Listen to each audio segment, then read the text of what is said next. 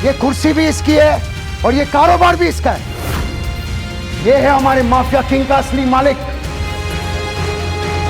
हमारा टाइगर। तो ये है रियल टाइगर। आपने आखिर क्यों अभिनव के आगे अकरम जैसे खतरनाक डॉन ने घुटने टेक दिए? क्यों अकरम अभिनव को कह रहा था टाइगर? क्या याद आया था अकरम को अभिनव की उस अंगूठी को देखकर? और अब क्या नया मोड़ लेने वाली है अभिनव और टाइगर की कहानी? अकरम को अपने पैरों में झुकता देख अभिनव के दिमाग में आया कि कहीं उसका राज अनन्या के सामने ना आ जाए, इसलिए उसने अकरम को अपने पैरों से उठाते हुए घूरा, जिससे वो समझ गए कि टाइगर अपनी असली पहचान सबके सामने नहीं लाना चाहता। तभी अभिनव ने उनसे कहा, क्या यार अकरम भाई, आप भी बहुत मजाकिया हो, आदत गई नहीं आज तक। जवाब में अकरम ने भी नकली हंसी हंसते हुए कहा, अब क्या करे, इतने सालों बाद मिले हो, इतना तो बनता था। इन दोनों को यूं मजाक करता देख सनी के पैरों तले जमीन खिसक गई। उसने बिना कुछ कहे वहां से चुपचाप निकल जाना ठीक समझा। वहीं दूसरी ओर अनन्या अभिनव की पहचान देखकर हैरान थी, लेकिन वो इतनी बिजी हो गई थी कि उसे अभिनव से सवाल जवाब करने का मौका नहीं मिला। और इसके बाद वो दोनों घर चले गए। दूसरे दिन उठकर दोबारा अभिनव को अकरम से मिलने जाना था। अभिनव जल्दी से तैयार होकर जब अकरम के पास पहुंचा तो अकरम उसे देखकर काफी खुश हो गया और कहा, आखिरकार हमने तुम्हें ढूंढ ही लिया टाइगर। टाइगर?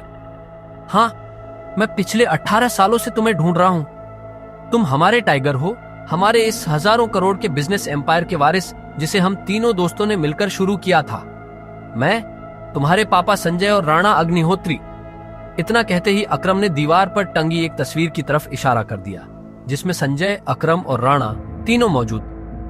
राणा को देख अभिनव को झटका लगा। उसकी आंखों के सामने वो दिन फिर से हरा हो गया जो वो हर सुबह देखकर उठता था। उस रात अभिनव के पिता को जिस आदमी ने गोली चलाई थी वो राणा था। दोस्त होने के बावजूद राणा ने अभिनव के पिता के साथ गद्दारी की थी। अभिनव की आंखें चिंगारी सी लाल हो गई। ये देख अकरम ने पूछा, क्या हुआ? तुम इतने गुस्से में क्यों हो? नहीं, मैं ठीक हूं। आपको मुझसे कुछ बात करनी थी ना? हाँ, मैं तुम्हें हमारी कंपनी द माफिया किंग के बारे में कुछ बताने वाला था। हम तीनों ने मिलकर द माफिया किंग को खड़ा किया था, जिसके नाम से पॉलिटिशियन, सेलिब्रिटी और इस देश का बड़े से बड़ा आदमी कांपता था। पर तुम्हारे पापा के जाने के बाद सब बिखर गया। इस बीच हमारे कुछ दुश्मन भी पैदा हो गए।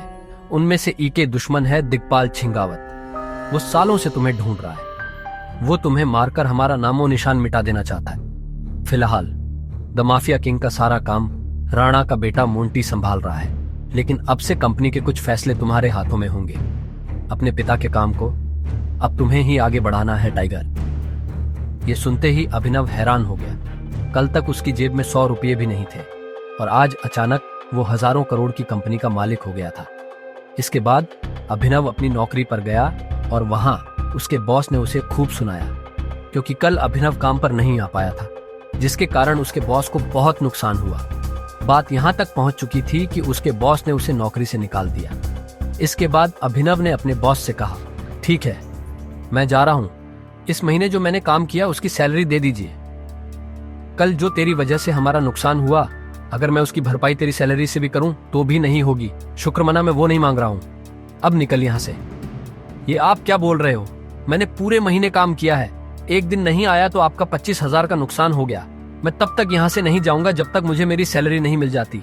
हाँ, अच्छा रुक, अभी देता हूं तुझे तेरी सैलरी, उसके बॉस ने कहा और टेबल पर रखी घंटी बजा दी।